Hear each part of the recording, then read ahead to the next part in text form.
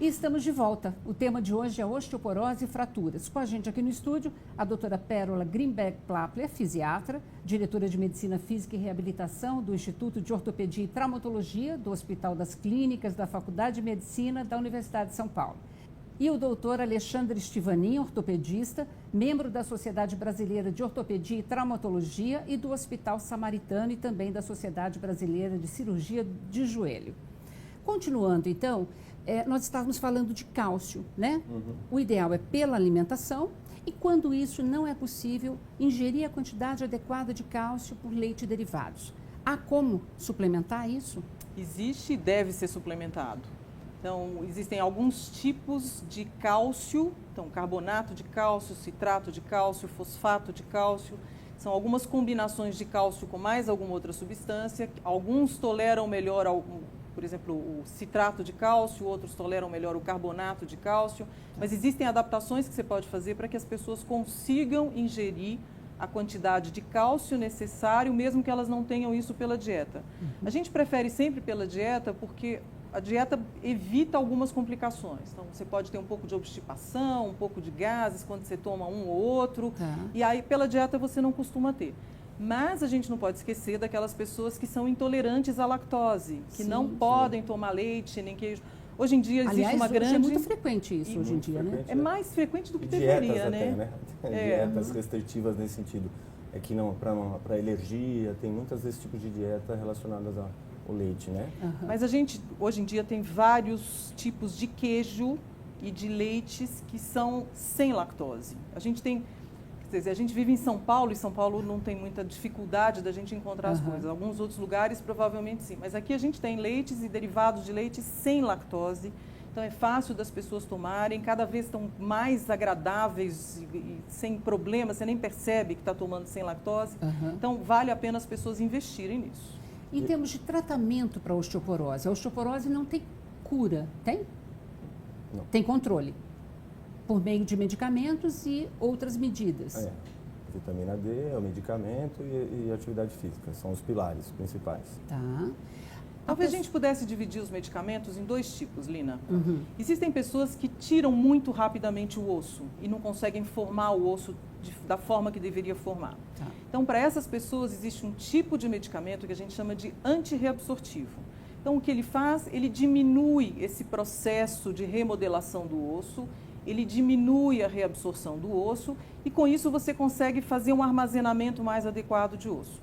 Tem outras pessoas que não conseguem formar osso de forma correta.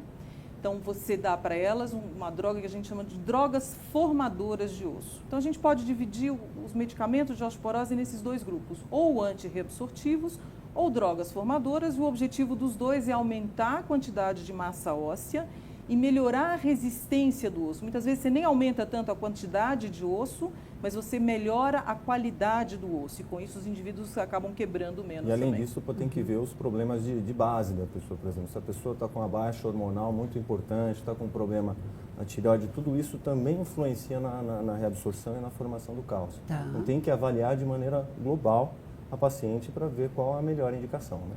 Isso é muito importante. Você tem que tratar a causa para depois tratar a osteoporose, na verdade. Porque muitas vezes você fica dando medicamento e o indivíduo, o que ele faz é que ele não toma leite, ele não tem ingesta de cálcio. Então não adianta você ficar dando um antirreabsortivo, um formador, se ele não tiver uma ingesta adequada de cálcio. Então ele tem que ser avaliado de forma global, para a gente entender o que está acontecendo com esse paciente e saber qual é a melhor medida para tratar esse indivíduo ou para prevenir esse indivíduo.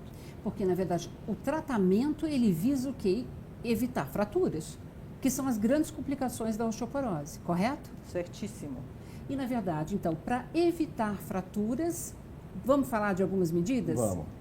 A gente pode falar assim, principalmente nos idosos, que é muito frequente, eu vejo no meu consultório, eles têm uma queda devido a problemas domiciliares. O tapetinho que ele tem mania de deixar no banheiro, a falta de um corrimão para se apoiar na hora do chuveiro, que leva ele a ter queda frequente. Porque o idoso ele tem uma diminuição na dorsiflexão do tornozelo. O tornozelo já não tem a força, então ele acaba arrastando a ponta do pé. E quando arrasta a ponta do pé, leva ele a uma queda. Então, assim, as medidas gerais são muito importantes, né?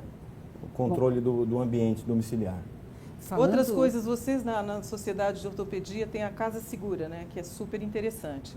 E dentro dessa Casa Segura tem também a iluminação. Então, o idoso que levanta à noite para fazer xixi, ele faz várias vezes.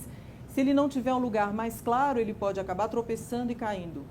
Eu tenho uma paciente que ficou muito tempo sem aparecer. Quando ela apareceu, ela estava de bengalinha. Eu falei, mas o que aconteceu com a senhora? Ela falou, eu fui levantar de noite para ir no banheiro, tropecei no meu gato. Uau. E para não amassar o gato, ela se jogou de lado e quebrou o quadril.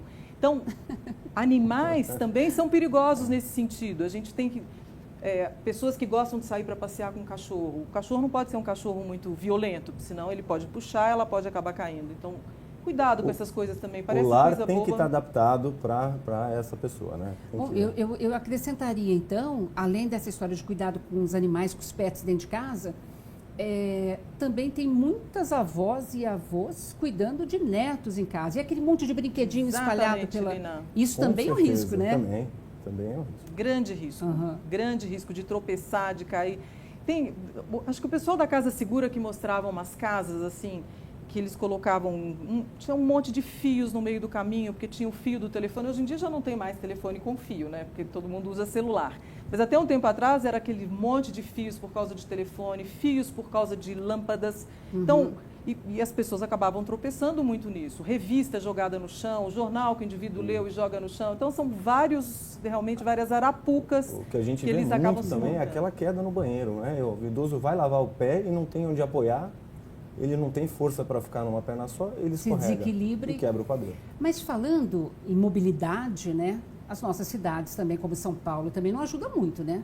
Tem tantos pouco buraco buracos, na rua, né? Pois é, as calçadas, tudo, né? Não tem uma coisa... Você sabe que a gente fala que com os cuida, pacientes... né? Para o idoso, para as pessoas, para o nosso envelhecimento até, né? A gente fala que os pacientes devem fazer caminhadas, que é uma das coisas que pode ajudar. Eles falam, mas doutor, eu morro de medo de andar nas calçadas. Pois e tem medo mesmo, porque é cheio de buraco, degraus, então não é uma coisa plana, é muito difícil mesmo. Eu acho que é importante perigoso. Também saber no idoso, como ele perde essa força do tornozelo, de dorsiflexão, ele tem normalmente já um enrijecimento natural, ele fica mais travado. Então é importante ele trabalhar o alongamento dele, junto com a força muscular, isso melhora muito a mobilidade dele.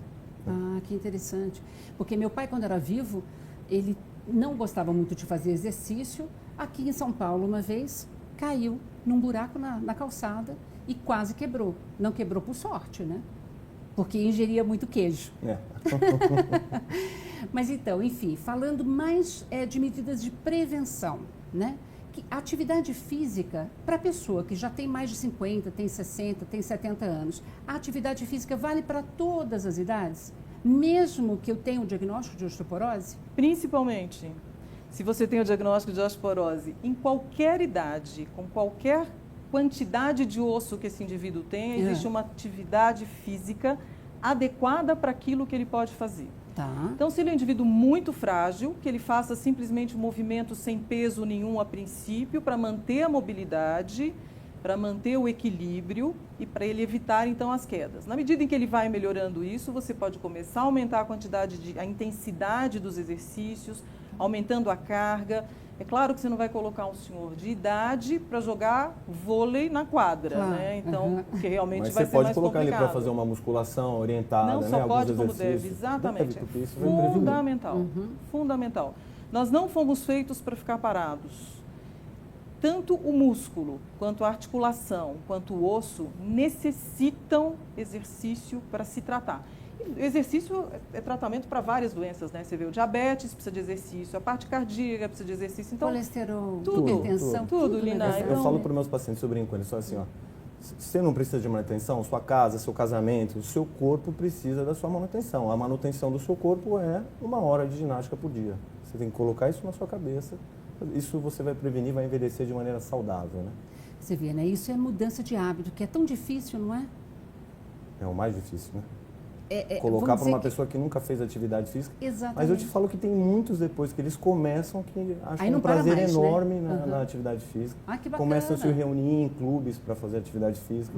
Acaba tendo uma vida social melhor. Então, assim, é tudo uma maneira de conversar. Eu acho que devia ser mais de um profissional acompanhando isso. Acho que isso seria um resultado de sucesso, né? Mas a osteoporose, na verdade, é um tratamento, é uma doença que exige esse olhar multidisciplinar, não exige? Sem dúvida nenhuma, de várias especialidades médicas e de várias especialidades não médicas. Então, é um nutricionista sabendo como educar esse paciente, é um terapeuta ocupacional ensinando para ele como é que ele vai calçar, por exemplo, um sapato, como é que ele vai trabalhar dentro de casa, então lembrar que ele não pode ficar pegando coisas muito pesadas, como é que ele vai passar uma roupa. Então, todas as atividades de vida diária, que parece bobagem também a gente orientar, mas as pessoas com algum tipo de incapacidade, algum risco de fratura, muitas vezes precisam dessa orientação também. Então, é importante orientar. Até porque tem aquela coisa, né, que às vezes eu vou lavar uma louça, eu vou lavar uma roupa, eu subo em cima de um banquinho, quer dizer, tem uma série de medidas que um terapeuta ocupacional, né, pode ajudar a orientar melhor essa vida diária, né? Essa é a maior quantidade de quedas e de fraturas dentro de casa, é subir num banquinho para pegar alguma coisa no alto. Tá brincando, é mesmo? Então, você tem que adaptar, você tem que readaptar, inclusive, a cozinha. Isso é uma das coisas que as terapeutas ocupacionais ensinam. Então, tira as coisas pesadas de cima, coloca elas um pouco mais embaixo,